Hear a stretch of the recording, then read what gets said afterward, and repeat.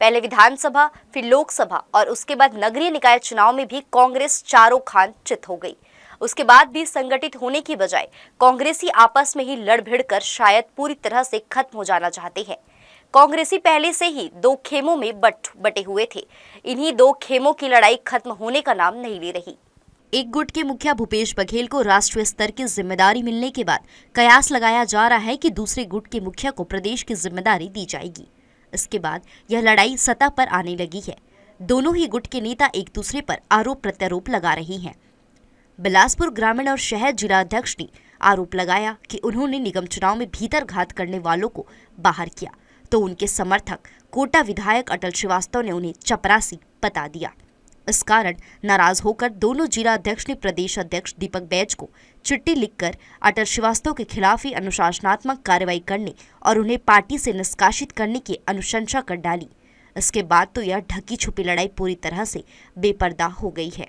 विजय केसरवानी का कहना है कि चुनाव के दौरान अटल के समर्थकों ने खुलकर पार्टी विरोधी गतिविधियों को अंजाम दिया था और उन पर कार्रवाई से तिलमिलाए अटल श्रीवास्तव अपने शब्दों की गरिमा खो रही हैं। इधर अब तक के घटनाक्रम के बाद बुधवार को कोटा विधायक अटल श्रीवास्तव ने अपने निवास पर पत्रकार वार्ता आयोजित कर अपना पक्ष रखा, जिससे विवाद थमने की बजाय और गहराता नजर आ रहा है। अटल श्रीवास्तव ने कहा कि दुर्भाग्यजनक है कि उन्हें इस तरह की खबरें मीडिया के माध्यम से मिल रही है। उन्होंने सरासर आरोप लगाते हुए कहा कि बिलासपुर में दोनों ही जिला अध्यक्ष पूरी तरह से निरंकुश हो चुके हैं और वे मनमाना फैसला दे रहे हैं। उन्होंने इस बात पर भी हैरानी जताई कि बिलासपुर में पार्षद प्रत्याशियों की अधिकृत सूची जारी होने से पहले ही इन लोगों ने अपनी सूची जारी कर दी। इतना ही नहीं, इसमें 3 बार बदलाव किया गया। 12 से 15 प्रत्याशियों के नाम बदल गए, यहाँ तक कि बी फॉर्म तक बदल दिए गए। नतीजा यह रहा कि कांग्रेस के 10 पार्षदों की जमानत जब्त हो गई।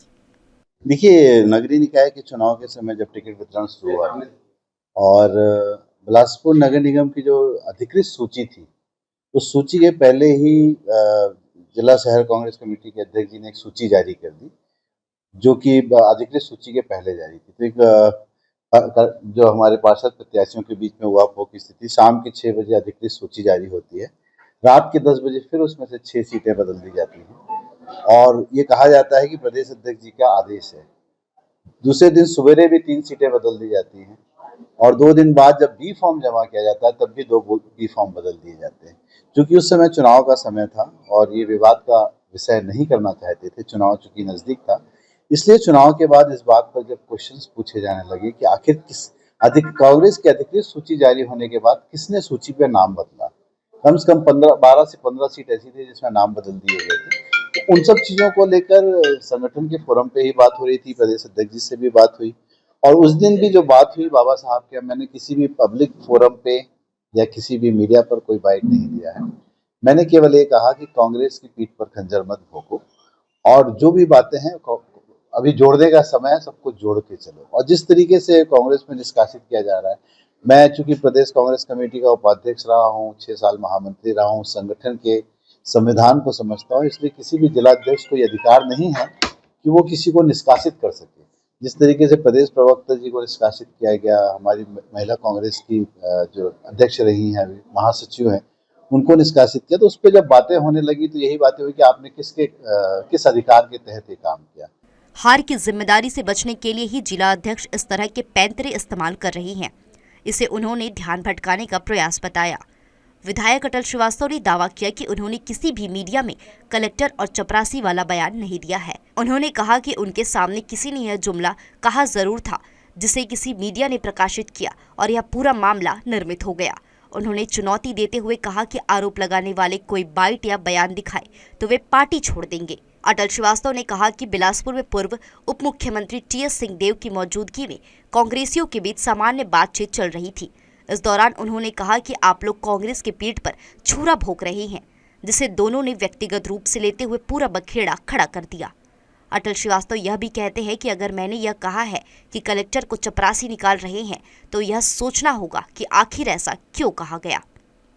अटल श्रीवास्तव के निष्कासन की अनुशंसा करने वाले शहर और ग्रामीण अध्यक्ष विजय पांडे एवं विजय केसरवानी पर आरोप लगाते हुए अटल श्रीवास्तव ने कहा कि दोनों ही पूरी तरह से बेलगाम हो चुके हैं। अराजक होकर वे व्यक्तिगत शत्रुता भुना रही हैं। हार का ठिकरा फूटने के डर से समीक्षा से बचने वाले यह लोग किसके इशारे पर संगठन को कमजोर कर रहे हैं और कौन इन्हें पीछे से ताकत दे रहा है, इसकी जांच करने की भी जरूरत पर अटल श्रीवास्तव ने जोर दिया। उन्होंने नगरीय निकाय चुनाव में जिला अध्यक्षों पर टिकट बदले जाने और पार्टी को कमजोर करने का आरोप लगाया। उन्होंने यह भी चुनौती दी है कि दोनों ही जिला अध्यक्षों में अगर जरा भी नैतिकता शेष है तो वे कांग्रेस की सामान्य बैठक बुला ले, जिससे उन्हें आम कांग्रेसियों के आक्रोश का पता चल जाएगा। अटल श्रीवास्तव ने पत्रकारों को बताया कि उन्होंने इस संबंध में उच्च पदाधिकारियों से चर्चा की है और उन्होंने 23 तक उन्हें खामोश रहने के लिए कहा है। अटल श्रीवास्तव कहते हैं कि 23 फरवरी के बाद इस पूरे मामले की समीक्षा होगी और दूध का दूध पानी का पानी होगा।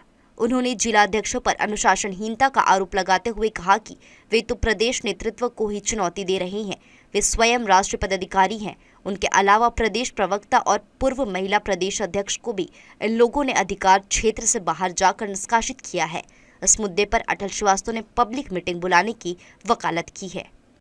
अभी इतने आपने देखा इतने सारे लोग आए हुए हैं भीड़ के साथ में, सबका कहना है कि एक समीक्षा बैठक बुलाया जाए। हम लोग हजारों की संख्या में आएंगे और दोनों जिला कांग्रेस कमेटी के अध्यक्ष के खिलाफ लोगों में आक्रोश है। हम कोशिश कर रहे हैं, हमने उनको समझाया है कि अभी ये बात हम प्रदेश कांग्रेस कमेटी के संज्ञान में लाएंगे और जिस दिन एक मीटिंग, अगर दोनों जन पाक साफ है तो एक सामान्य बैठक बुला लें कांग्रेस की, उस दिन उनको पता चल जाएगा दूध का दूध और पानी का पानी का होगा। आम जनता के बीच, आम कांग्रेसियों के बीच में बहुत आक्रोश है। देखिए, नगरीय निकाय का चुनाव चल रहा है, अभी पंचायती स्तर का चुनाव चल रहा है, सब अपने अपने क्षेत्रों पर बिजी हैं और मुझसे भी ये कहा गया है कि 23 तारीख के बाद इसमें जरूर समीक्षा होगी और जरूर बातचीत की जाएगी और हम लोग भी इंतजार कर रहे हैं कि कांग्रेस में बातचीत का रास्ता खुला रहेगा। जो मामला अब तक पर्दे के पीछे था, अब वह खुलकर सामने आ चुका है। विजय केसरवानी और विजय पांडे हो या फिर अटल श्रीवास्तव, दोनों ही एक दूसरे के खिलाफ खुलकर बयान दे रहे हैं। दोनों ही पाले में अपने अपने समर्थक हैं। बुधवार को अटल श्रीवास्तव के साथ कांग्रेस महापौर प्रत्याशी प्रमोद नायक, निष्कासित प्रदेश प्रवक्ता अभय नारायण राय और कई कांग्रेसी नजर आए, जिसे समझ में आया कि कमजोर हो चुकी कांग्रेस संगठित होने की बजाय पूरी तरह से दो खेमों में बंट चुकी है। आजादी के बाद गांधी जी ने भी कांग्रेस को खत्म करने की सिफारिश की थी। लगता है बिलासपुर के कांग्रेसी महात्मा गांधी के उसी विचार पर अमल कर रही हैं। जी न्यूज़ के लिए प्रियंका सिंह की रिपोर्ट।